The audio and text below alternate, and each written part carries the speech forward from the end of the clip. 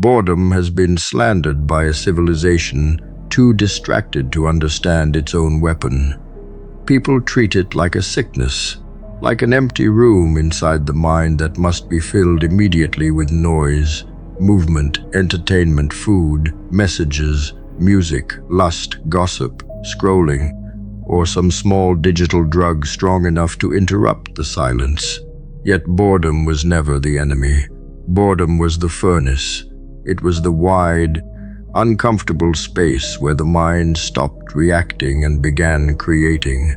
Before machines, before screens, before endless stimulation arrived in the palm of the hand, human beings sat beneath the sky with hunger, weather, danger, darkness, and time.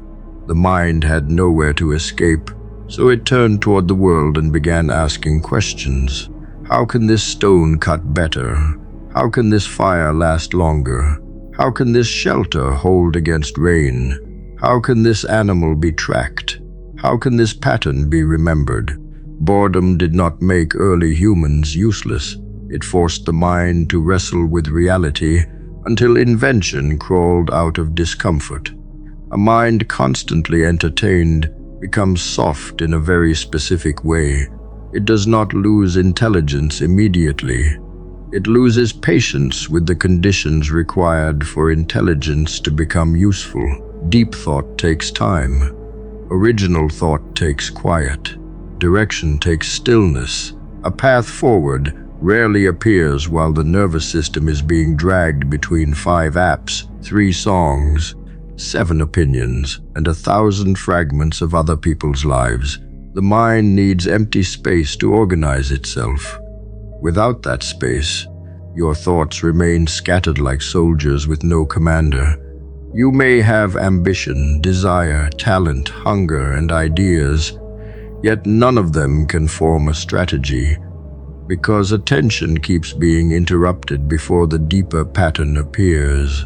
Boredom gives thought enough room to stretch its limbs. It allows hidden questions to surface. It reveals what your distractions have been burying.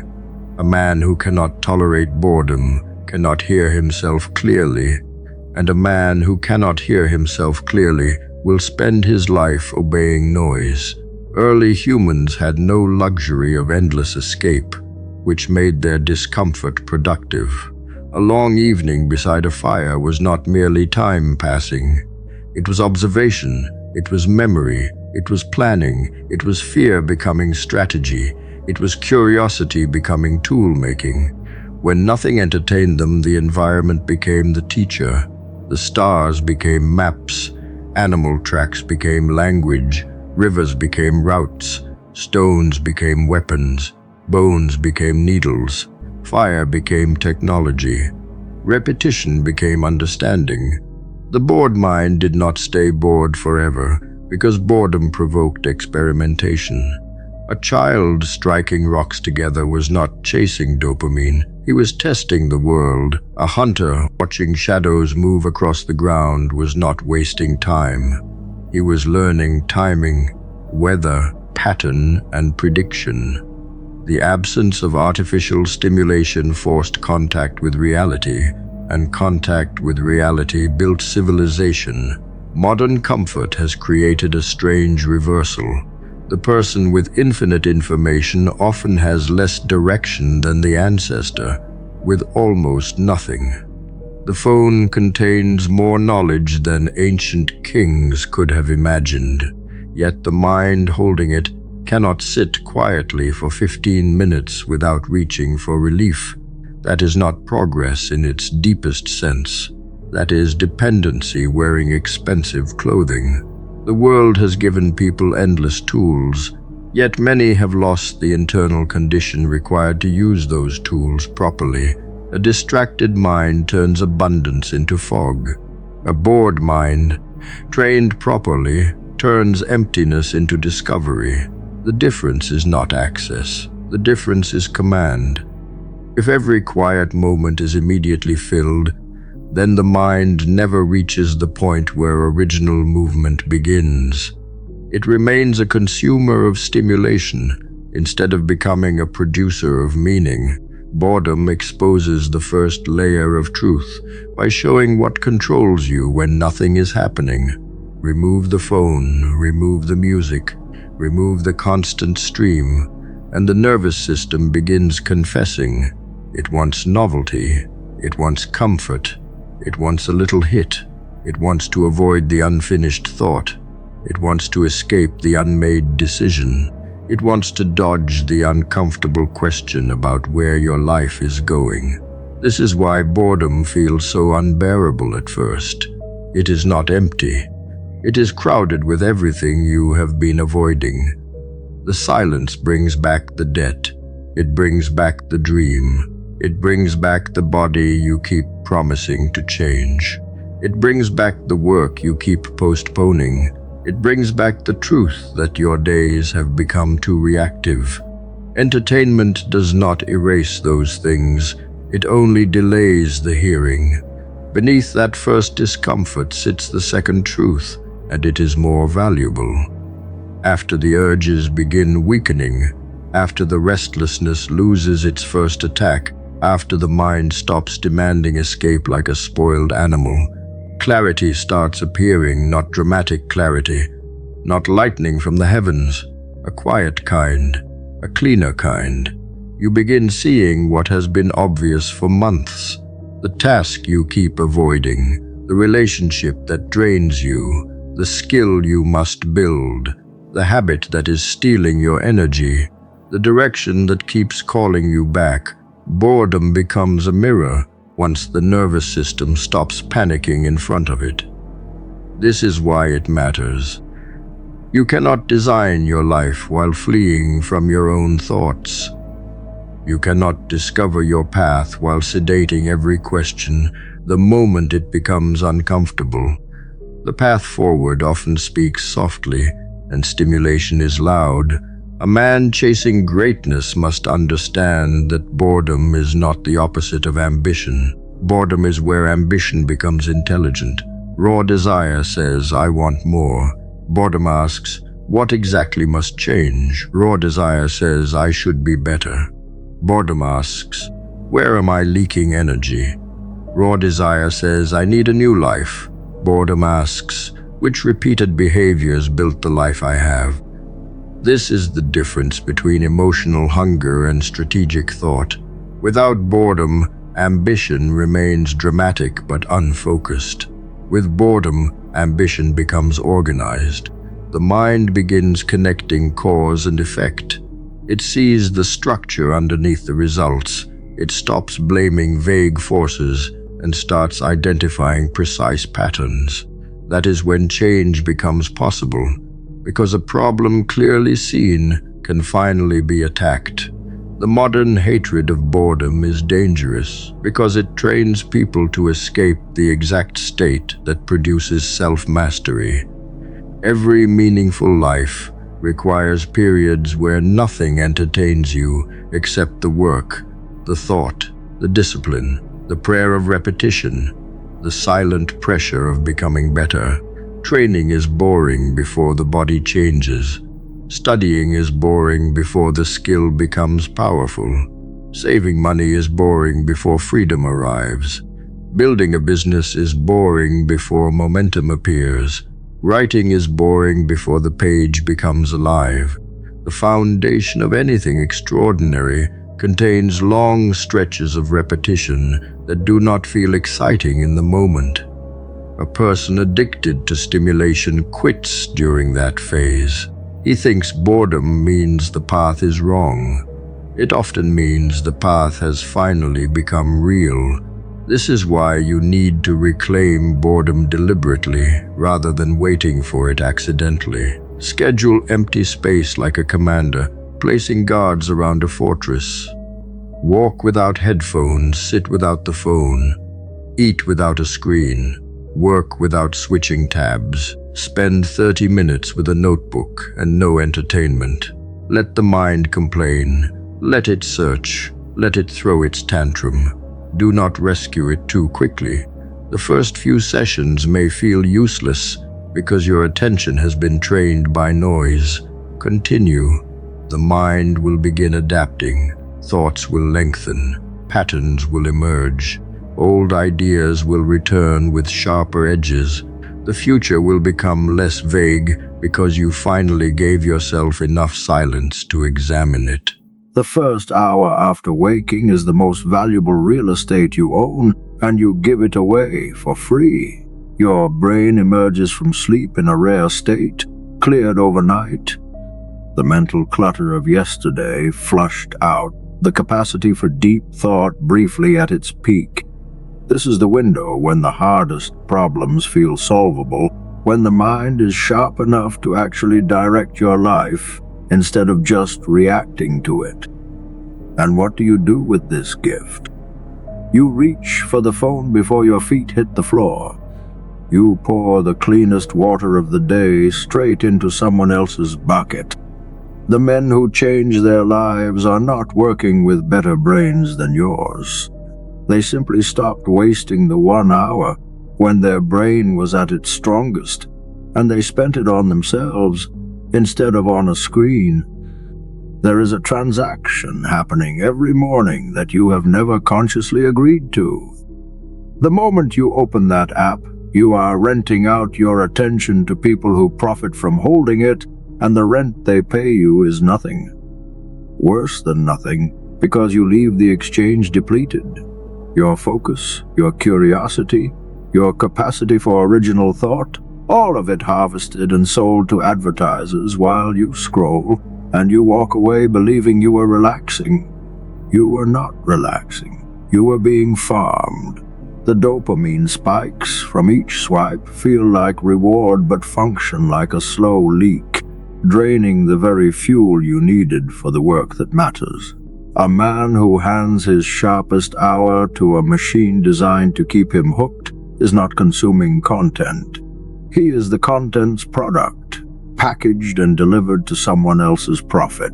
Your dopamine system runs on contrast, and you have been blunting it without knowing the damage. When you flood your brain with the cheap hits of constant stimulation, scrolling, notifications, the endless novelty of the feed, you raise the baseline of what it takes to feel anything at all. The receptors adjust, they dull, and suddenly the ordinary work of building a life, which delivers its rewards slowly and in small doses, cannot register against the noise. The book feels boring, the project feels flat. The slow satisfaction of real effort cannot compete with the fireworks you have trained your brain to expect. Researchers have watched this recalibration take weeks to reverse once the cheap stimulation stops. You are not lazy when the meaningful work feels dull.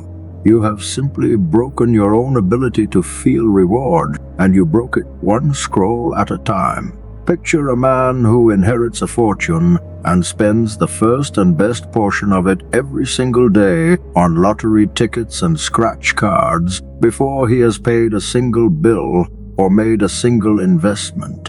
You would call him a fool. Yet this is exactly what you do with your attention each morning, blowing the richest portion on the mental equivalent of scratch cards, the quick hits that deliver a flutter of stimulation and leave you poorer. The energy you torch in that first hour was the capital you needed to build something. It does not regenerate to the same level later in the day. Once it is spent on the feed, the afternoon version of you is working with the leftovers, the diminished reserves, trying to change his life on fumes because the prime fuel was already burned on nothing. Consider what your brain was actually doing in those first waking minutes before you interrupted it. In that drowsy, unstructured state, it was loosely connecting ideas, surfacing solutions, working quietly on the problems you went to sleep with. This is when insight tends to arrive, in the soft focus state that the morning briefly provides. The instant you grab the phone, you slam that door shut. You replace the open associative mind with a narrow reactive one, chasing whatever the algorithm decided to show you. The solution that was about to surface gets buried under a stranger's outrage and a brand's advertisement. You will never know what you might have thought that morning, what connection your rested mind was reaching for, because you traded the possibility for the certainty of distraction before the thought could form. The attention span is a muscle, and the feed is training it to be weak. Every time you scroll, you teach your brain that focus should last only as long as a clip, that the moment something becomes slightly demanding, you are permitted to swipe to something easier. Repeat this for years, hours a day, and you build a mind that cannot sit with anything difficult, that flinches from depth, that craves the next hit before the current thing is even finished. Then you sit down to do real work and wonder why you cannot concentrate for 10 minutes.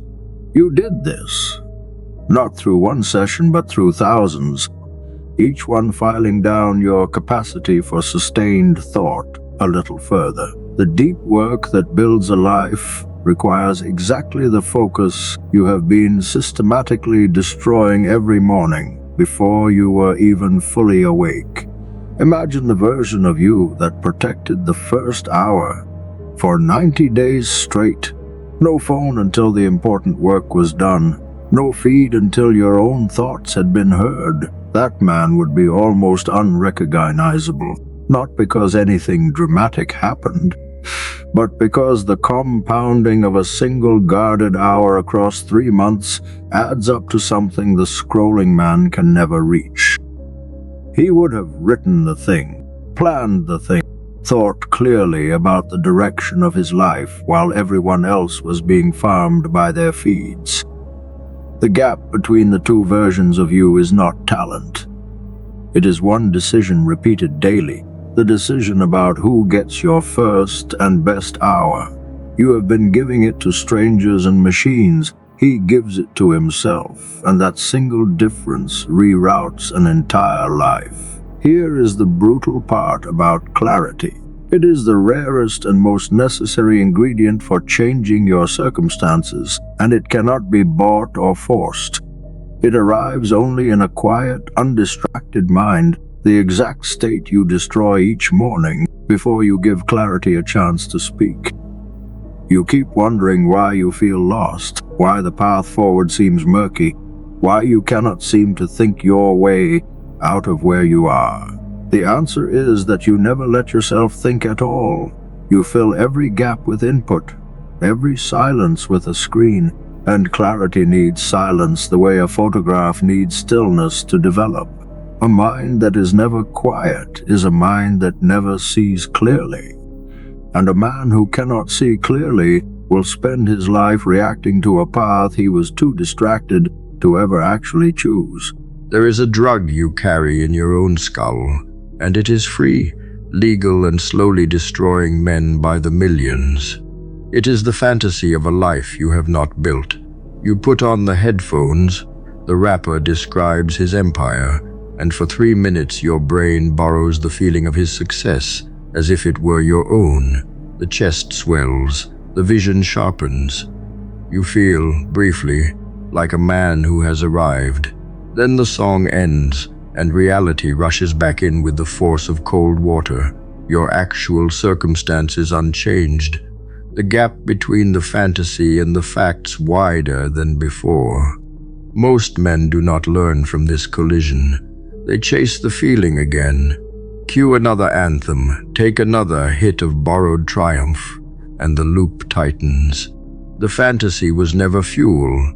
It was an anesthetic, and you have been numbing yourself with visions of a life you refuse to actually go build.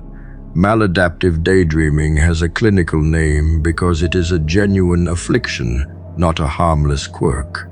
The mind builds elaborate alternate lives, detailed and emotionally rich, and the dreamer retreats into them for hours, emerging drained and further from the real world he was supposed to be changing.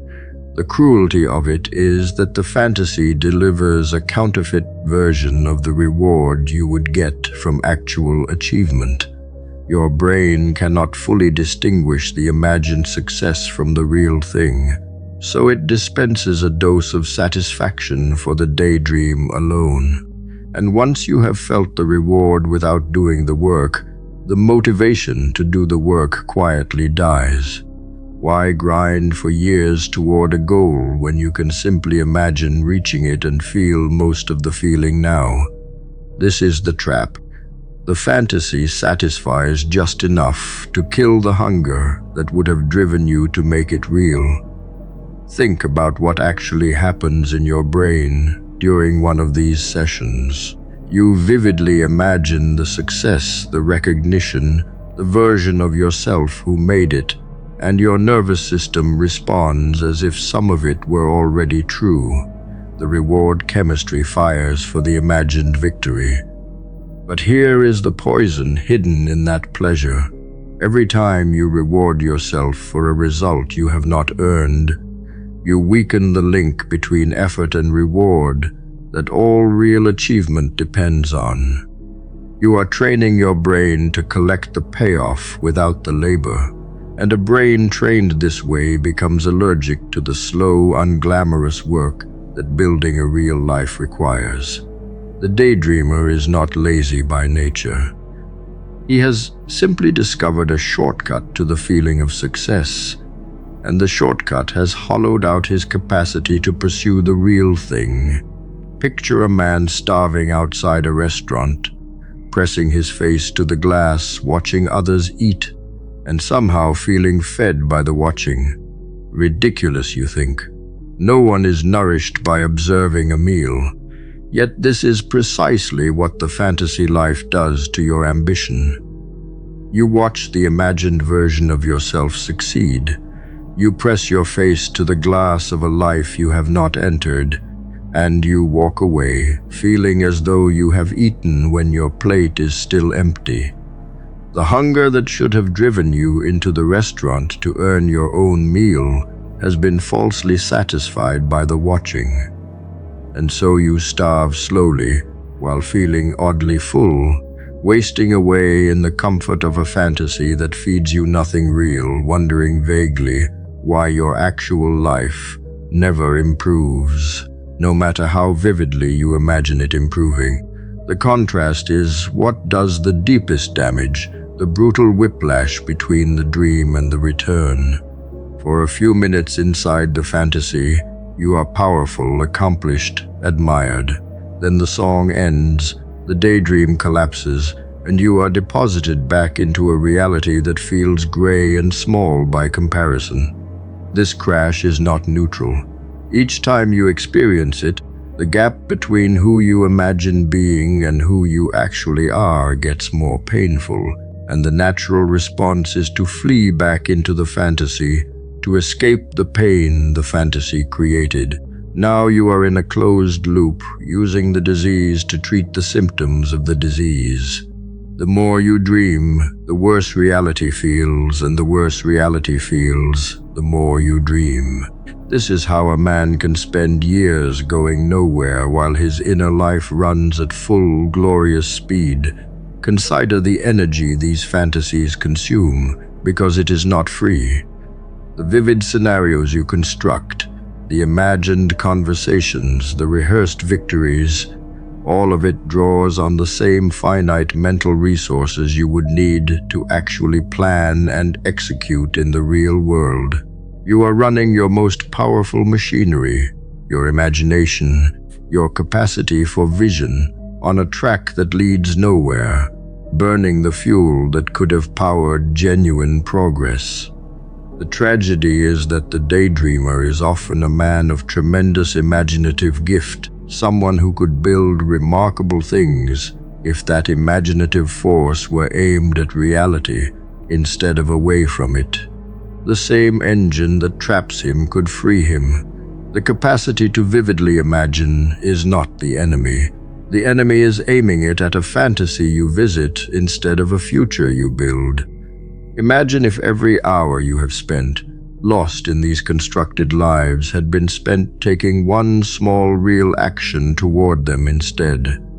The fantasy of the business redirected into a single email to a potential client. The daydream of the body redirected into one actual set in a real gym.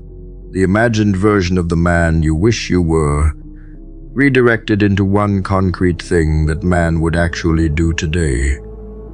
The daydreamer and the achiever are often chasing identical visions. The only difference is where they point the energy.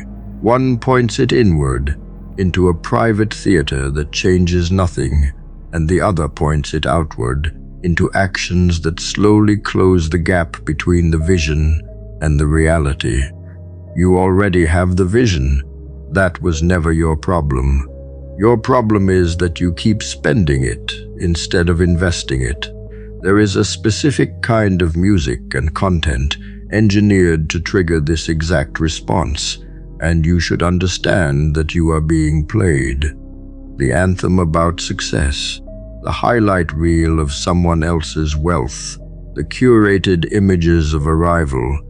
These are designed to give you the feeling of winning so reliably that you keep coming back for the feeling. The creators profit from your craving for borrowed triumph.